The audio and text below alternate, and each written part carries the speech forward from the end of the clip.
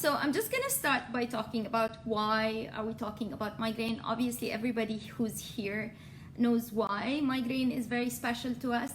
To start with, we know that it's a prevalent condition. It's mainly underdiagnosed, underestimated, most importantly, undertreated. And basically, for us as the Migraine Pharmacy Network and Migraine Canada, we wanted to have the opportunity to tell you about this beautiful initiative that we have, that is the Migraine Pharmacy Network, where pharmacists are involved in managing and helping patients with migraine get the best out of their medications.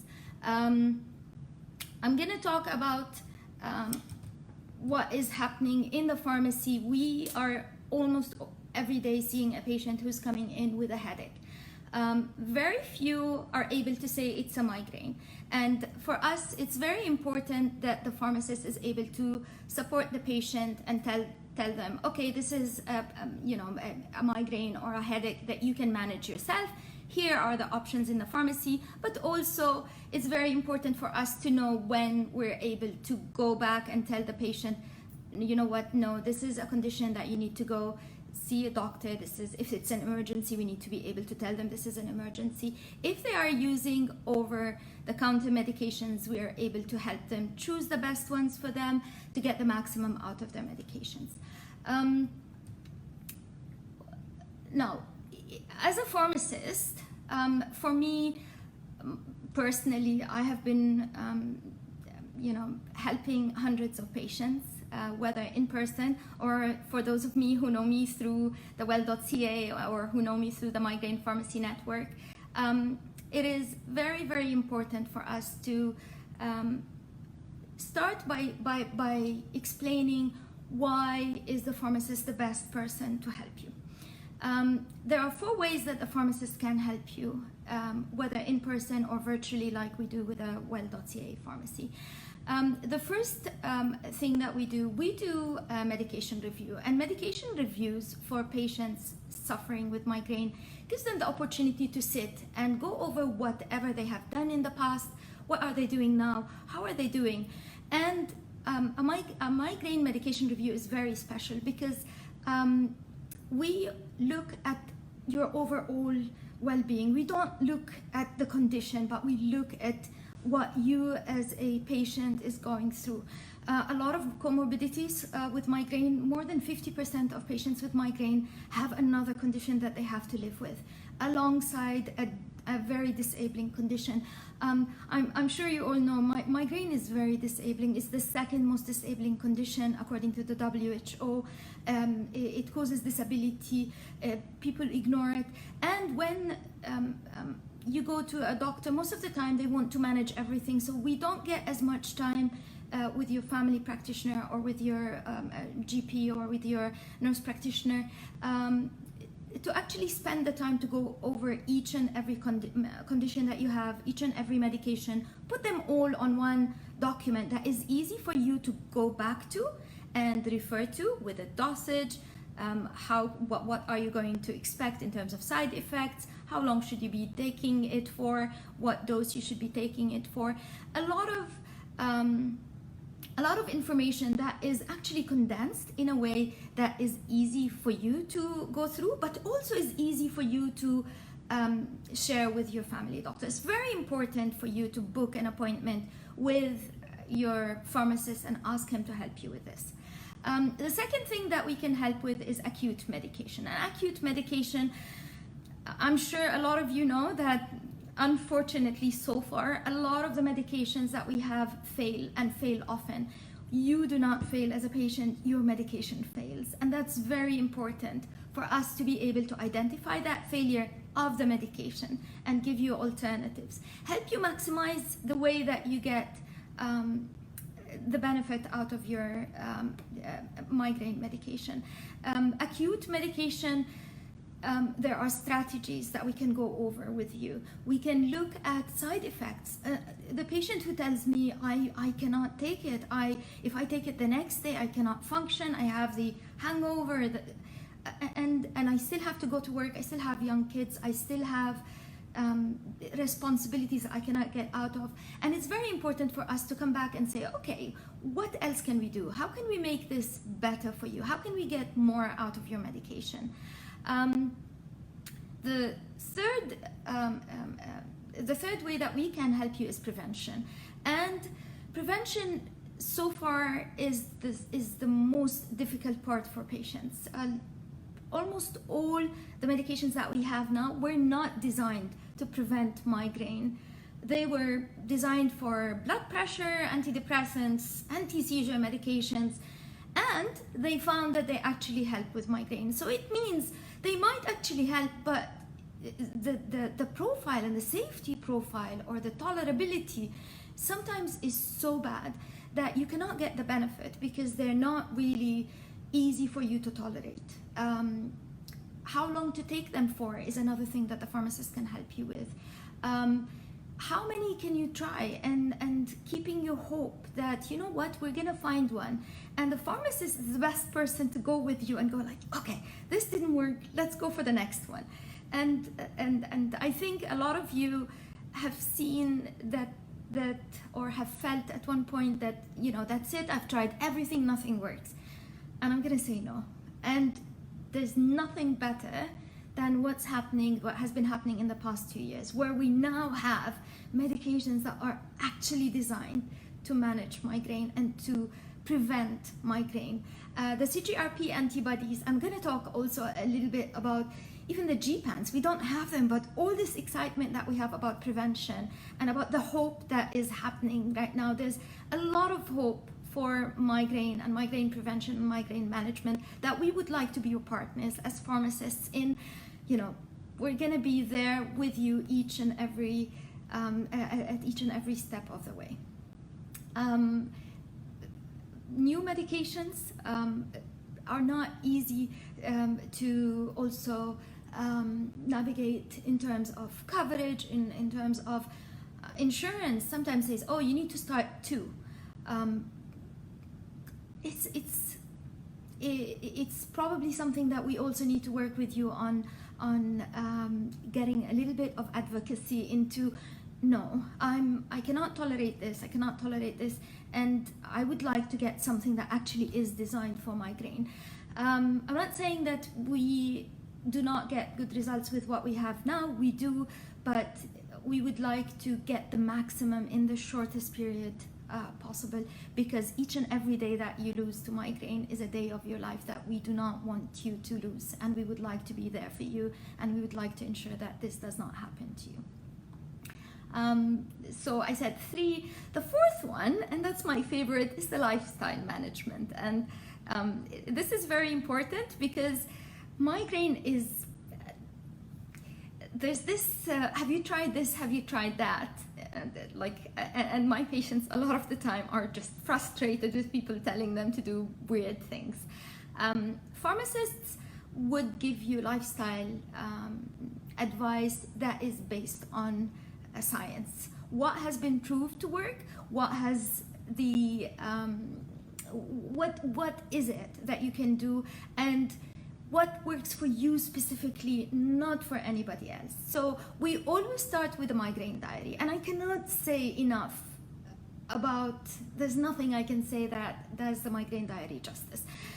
We never treat diabetes without going for blood sugar monitoring. We never go for we cannot manage hypertension without measuring blood pressure, but we are expected to actually go to the doctor and say, yeah, my migraine is okay, I'm better, or it's worse, but we do not have a number. So 2 things that we have as pharmacists that we are using also with the Migraine Pharmacy Network. Number 1 is making sure that there's a number put next to how migraine is affecting your life, and that's the HIT6. It's the Headache Impact Test.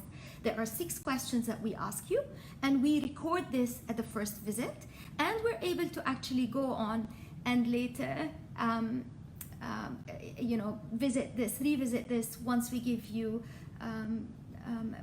recommendations, or we give you things to try and come back and see how that works for you. So the HIT6, the migraine diary, two things that are very important. And based on these, we go into lifestyle management. And I'm sure, again, the migraine community is very, very educated. And I'm always impressed with my patients and what they know. There's the seeds, which is the lifestyle changes that you can do as a migraine sufferer, which is how well are you sleeping, what is your stress levels, diet, hydration, all these exercise, all these that are very important for migraine patients. Identifying your triggers is the best thing you can do for yourself. Listening to your body is saying something, and listening to your body will enable you to actually be empowered and take charge and take control a little bit. I'm not saying that, if you start drinking water, you'll not have any migraine attacks. But if you're dehydrated, for sure your migraine threshold is gonna go lower, and more things are gonna actually affect you. So it's very important for us to go over these lifestyle changes and give you advice. Supplements is one of my best, also my favorite subjects and best advice that I've been giving my patients, and I get a lot of questions because you go into the pharmacy and there's a million things you can do. And for migraine, we also have science backing the recommendations that we give. All the recommendations that we give in the Migraine Pharmacy Network have been developed with Migraine Canada. So we know that nothing that we are recommending is not really endorsed and is not backed up by science and by research. So I talked a lot about the Migraine Pharmacy Network, and it's now time for me to just explain to you quickly what is a Migraine Pharmacy Network. This is an initiative that started last year, right at the start of the pandemic, and the amount of people that we have helped so far is phenomenal, is unbelievably positive, and the demand that we've had from patients. So this is a program at this point of time is only available in Ontario, so I'm really sorry if you're outside of Ontario. We're working very hard this fall to bring it to Alberta and Saskatchewan. We're also working very closely with our partners and our pharmacists in the whole country to try and find ways to bring it. It's still in Ontario at this point of time, so if you are in Ontario, you definitely qualify to get a free consult. It's a free consult with a pharmacist. We have a list of pharmacists that is available on Migraine Canada. If you go to posts with Migraine Canada and just go Migraine Pharmacy Network, there's a list of all the pharmacists that are physically trained in Ontario to give you this service. Why is the pharmacist in the Migraine Pharmacy Network different? They have gone through extra education. They are using the program that is developed with Migraine Pharmacy Network, and they're able to give you advice that is very updated and very up-to-date, and they're able to give you the advice that really is personalized for you. So if you are in Ontario, go to Migraine Pharmacy Network, try to find them find one of the pharmacists on Migraine Canada under posts, and you will find that list right there. So it is in Ontario. The network currently is giving that advice. As I said, we start by doing that list of medication that is used. It's a report that is generated. You get a copy, and we send a copy to your doctor with recommendations if there are changes that are needed. We also provide you, it's optional, we can also work with you on your personal self-care plan, and if that is something that you would like to work with us on it, we're able to follow up with you and see how you're doing. You qualify, if you're in Ontario, you qualify for 2 visits at no charge. The first visit is, as I said, for going over your medication review, developing your self-care plan, and communicating with your doctor and trying to find out ways, if you do need coverage, help you navigate coverage. If your medication is not covered, try to find ways to actually help you with coverage. The second visit is within 3 months, and that's a follow-up visit to see if the doctor did accept that advice that we gave them, how it's working for you. see if the dose is enough or if we need to adjust the dose, and basically make sure that you have gotten the best out of this program. So this is the first way you can get to Migraine Canada. The second way is to go to well.ca, and I'm sure a lot of you know well.ca. If you go well.ca/migraine, there is a portal where you can book an appointment with a virtual pharmacist or a nurse, and we will go over your medications at the time that is, it's so easy. It's just find the time, click, and you're basically able to see a pharmacist from the comfort of your house. We've seen a lot of patients through the well.ca as well, because obviously they cannot predict when they can leave. They would like to be in the comfort of their house. They want to be, they don't know if they go out, if they're going to have a migraine attack, if they can go through half an hour or 1 hour of a consult, and they have been very, very appreciative of this service. So well.ca/migraine, I think we've already shared this on the chat if you can see it. I'm really sorry because I have all of this on a presentation, but maybe next time we will find out why technology has failed us. So this is it for me. I'm very happy to take your questions at this point of time. We did receive a lot of questions online, so if someone would like to start asking questions now, we'll try to get to them. Otherwise, we will start answering some of the questions that we got ahead.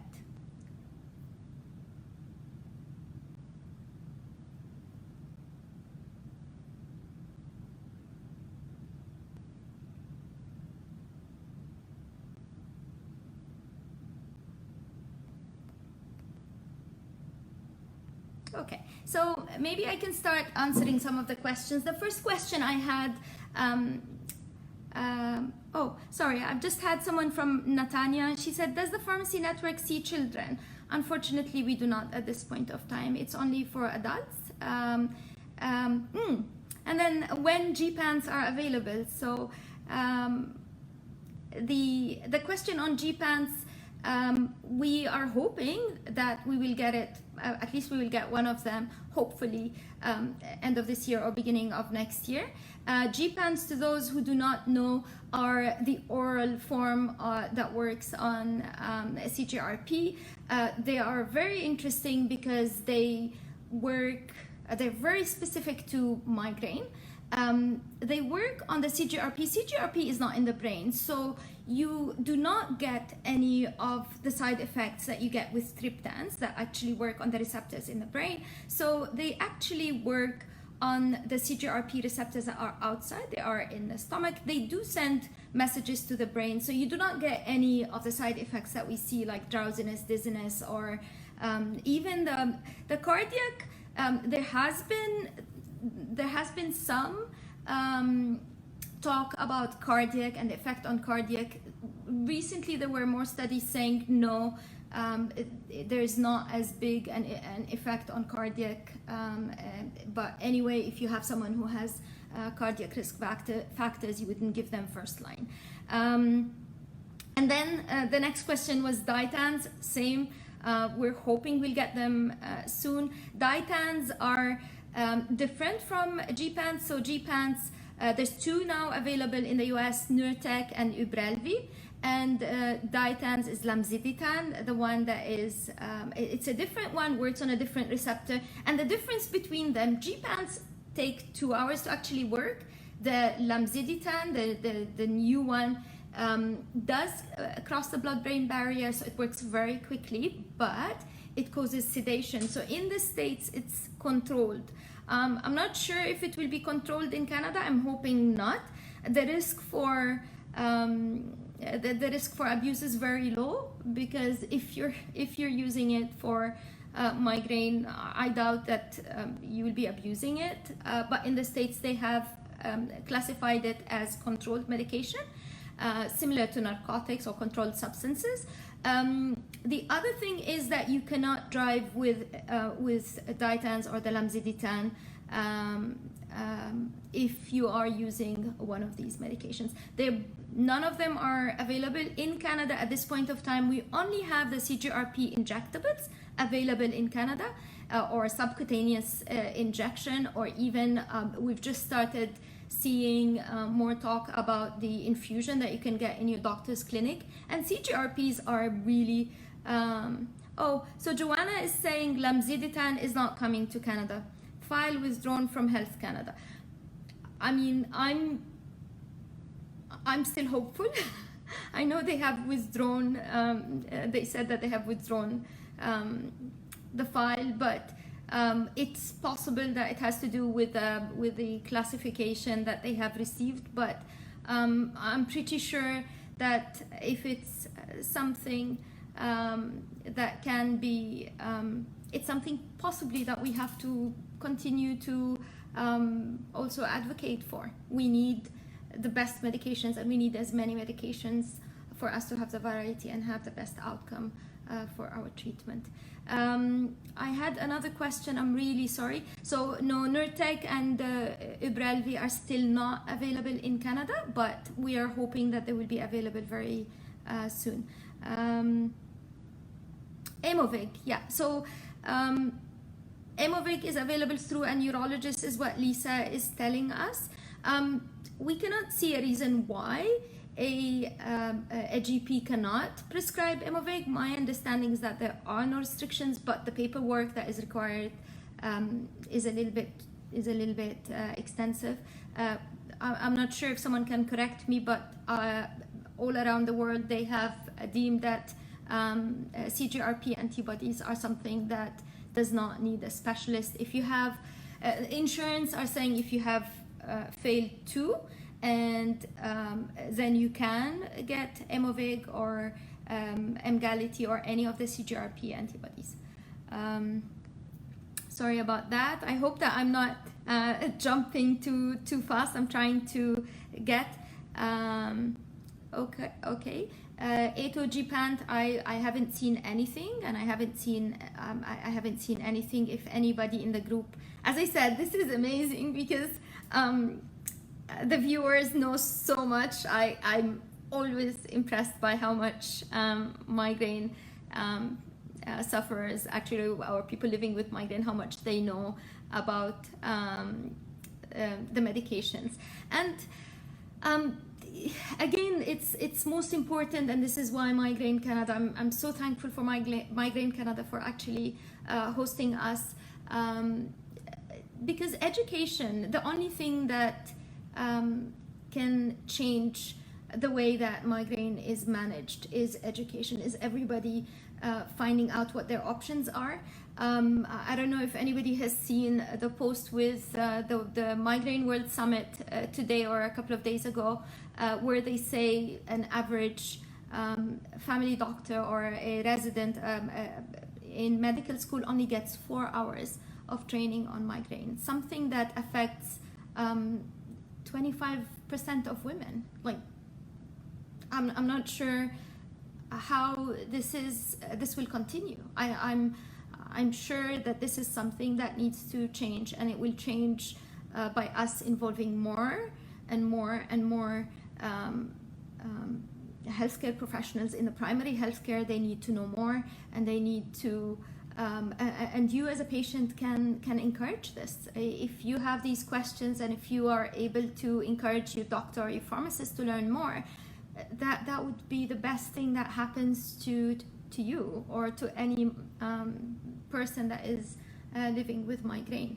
I'm sorry, I can go on about this for someone said this is a gendered issue, and I totally agree. So even if like 10% of men have migraine headaches, and how often have you seen this being brought up?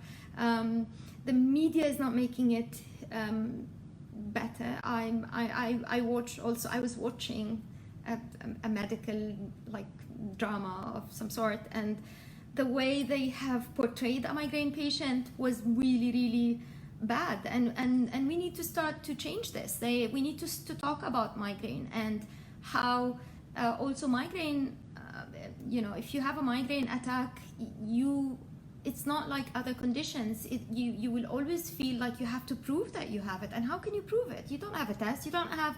So there's always this feeling among migraine patients that they need to kind of apologize, or they need to prove that they're not being lazy, or they're not getting out of work or of functions or whatever. And that is really, really unusual for any medical conditions, that you have to prove that you have a headache. How are you going to prove it? So we need to raise awareness, we need to work harder, we need to educate everybody around us. We need to educate family members, friends, people at work, your pharmacist. If your pharmacist doesn't know, the pharmacist is the best person to start with. Go ask them.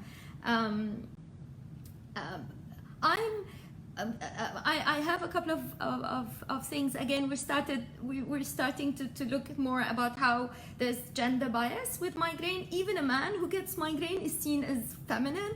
And how unfair is this? How unfair is this? Or if a woman has migraine, then what happens? I'm sorry, I'm starting to read more and more, and I'm sorry, I'm getting distracted. But we need to know more, we need to educate more, and we need to drive the movement. There's not a better time, more hopeful time than the time that we're living in, because migraine, the research has been amazing. We have 7 new medications in 2 years. This hasn't happened since Imitrex, since Sumatriptan, which was like 30 years ago. Nothing has happened in the past 30 years. And also and that probably drove the lack of interest in health professionals to get more qualification in headache. It's not exciting. Even urologists are not, they're seeing other things. They're not always able to manage migraines. So we need more people to get specialized in headache. We need more pharmacists to be involved. We need more family physicians to get involved. Let me see about what is there for other symptoms besides headache. I'm not sure if this is a continuation of okay. In terms of symptoms, I'm not sure if the question is about diagnosis. I'm gonna say diagnosis is not within my scope as a pharmacist. I can help you, I can direct you to where you can do the questionnaire, but obviously diagnosis, you need to go back to your doctor and ensure. But what are the symptoms? We know that the symptoms might include nausea and vomiting. They might include photophobia or phonophobia. And when you have a migraine, 95% of the patients need to lie down. If you find that you're pacing and you cannot sit still and that's continuous, and also 4 to 72 hours is the average one attack. I have had a patient tell me that's not fair, because there are patients who have longer continuous attacks. An average attack should take 70 to up to 72 hours. More than this, you have gone into a different state, which is status migrainous, and that is basically a different state. It's continuous migraine, and that needs a different intervention than you would just an attack. Sorry.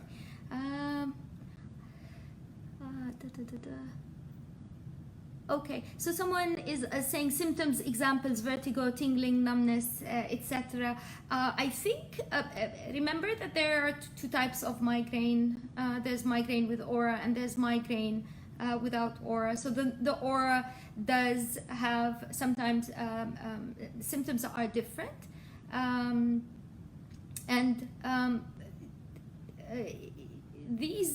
The aura, sometimes there's a little bit of changes in vision, there's zigzag, there's light, there's sometimes tingling in the head, or even you feel that things that shouldn't hurt start hurting, like your hair. Again,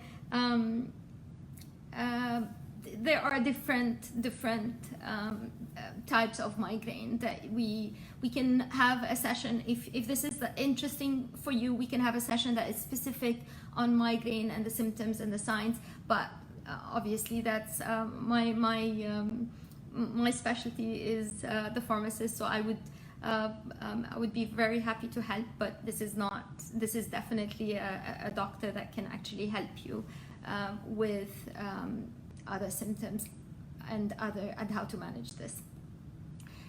Aura symptoms. What is there for these migraines? Okay. So aura symptoms, it depends on what they are. So so this neurologist. Oh, sorry. Let me see. I think there's a conversation that I'm getting in the middle of, so I'm sorry. Okay, so someone talked about narcotics, and I do have patients that say that they use narcotics. The problem with narcotics is they're not really shown to, they're not the reason why migraine is better, and they have a higher risk of medication overuse headache, and that's something that's very important for us to try and avoid. Migraine overuse headache or medication overuse headache is when you are using your medication to relieve your migraine, and instead it becomes the reason why you have your migraine. And that's something that is very well known with NSAIDs, with triptans, with narcotics, even with caffeine. And you know, sometimes we say yes, drink caffeine, but if you do too much caffeine, then it goes backwards, and or it goes back, and it causes a migraine if you do not have it for a day. So there are other options than narcotics. If you are prescribed narcotics, I would suggest you go back to your physician and look at options. If you're needing narcotics, it means that you're not getting the prevention that you need. If you're having migraine that is so severe, that is so persistent, if you're going into chronic migraine, you definitely need help. You need to make sure that your doctor is able to help you reduce it and go back from chronic migraine, that is a migraine over 15 days, or migraine days that are over 15 days per month, to go down to episodic. And we are seeing more and more patients switching on the new medications, and we're hearing very good stories from patients switching. And there are 3 now available in Canada, or 4 even. So go ahead, talk to your doctor. If one doesn't work, try another one, and try them long enough. Sometimes you need to try things for 3 months before they work. I have patients who come in and they say, I tried 3 sessions of Botox for my chronic migraine, and the 4th one worked. So don't give up. Have hope, and I'm sure that you will find the right thing for you. I'm sorry if I'm sorry if I'm missing. Okay, so someone talked about blood pressure and blood pressure pills, and blood pressure. We do have blood pressure pills that are used to help with migraine. So I know for sure that we have beta blockers. So if you have propranolol or metoprolol or nadolol, these are beta blockers that are used to help with migraine, and they're very effective. They're first-line medications. Unfortunately, if you have low blood pressure, you cannot use them. And also, if you have if you do have asthma, then that's a contraindication for these medications. I'm not sure. I'm just going to look at the time. I think 3 minutes. 3 minutes. Sorry. And then, another blood pressure medication that you can use is candesartan, that is used as a preventative. So a beta blocker and candesartan are, and also actually more. There's one more, the calcium channel blocker. So verapamil, flunarizine. All these are medications that are used for migraine.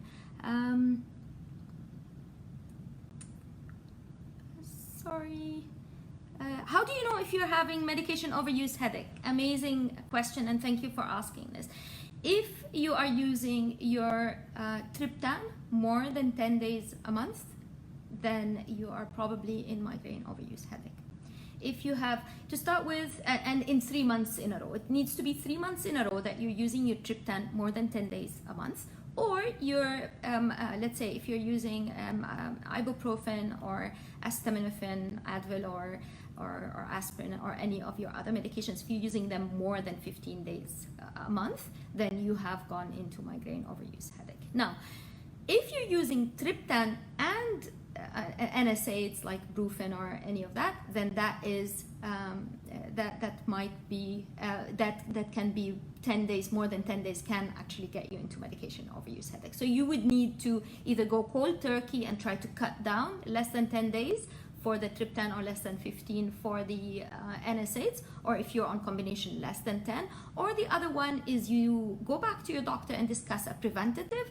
So it's actually, you will be weaning with a bridge, which is you start a little bit, start a preventative and go a little bit slowly until you're able to go down. I'm sorry if I've missed some of the questions, and I'm sorry that I haven't managed to answer any questions from the ones that we have received. We will try to answer them online. Okay, I think I have 10 seconds. I would like to thank Migraine Canada. Thank you for your patience, and thank you for being very tolerant to, 5 extra minutes. I got 5 extra minutes. Thank you. I still would like to thank Migraine Canada for giving me 5 extra minutes. Thank you for everybody who's watching. I know a lot of you had to run because you have to go back to work, or if you have to go do something else. But thank you very much for your for joining us. Someone is asking me about, what do you do if you have continuous migraine? Do you have to go to Emerge? There are certain protocols that can be applied. Your family doctor might know, but if you have a neurologist, for sure they can help you. If it's severe pain and it's something that happens very often, you might want to consider an injectable sumatriptan to keep at home. So that's the fastest, that works very well if you have severe migraine. If you have continuous migraine, there are, as I said, protocols that can be applied for them to break. Sometimes they use a corticosteroid. Sometimes they do a cocktail to actually break the migraine attack. That includes an antiemetic, something like Zofran or metoclopramide. Sometimes they use things like even Benadryl. They use and they make sure that you get a solution. There's a lot of I'm going to say there's a few protocols that are used either in emergency room, or your family doctor can try something with you, like a corticosteroid tablet that you can use at home and try to break the cycle, hopefully. I'm sorry, it's really one of the worst things that happen, and emergency rooms are not very friendly to migraine patients. I've heard horror stories as well, and if this is something that's happening very often, then it would be great to find a doctor who would be able to support you and to ensure that you are getting that at least you are getting support that is continuous until you break out of that cycle. Okay, are there long-term side effects recorded for long-term triptan usage? I've been on almotriptan 6-pack once a month for 6 years. Under the 10 tablets per month, they haven't seen anything, let's say, to ask us to discontinue, or nothing to warrant a discontinuation. But we know that triptans do have cardiovascular effects, and that's why the GPANs came in, and they have better profile than the triptans, and they can be prescribed, and the same with the CGRP antibodies. If you find that you're using a lot of them, then it's a good it's a good time to have that discussion with your family doctor or with your neurologist about better prevention with the CGRP. Okay, let me see if I've missed any questions. And the question for the blood pressure, I'm not sure if I answered it, but yes, if you have blood pressure conditions, it's a very good idea to make sure that this is controlled.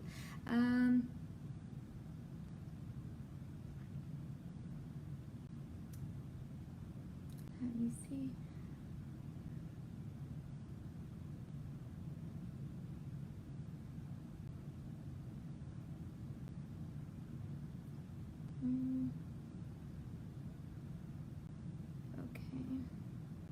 Okay, I'm not sure if I've missed anything. If I have missed a question, I'm really sorry.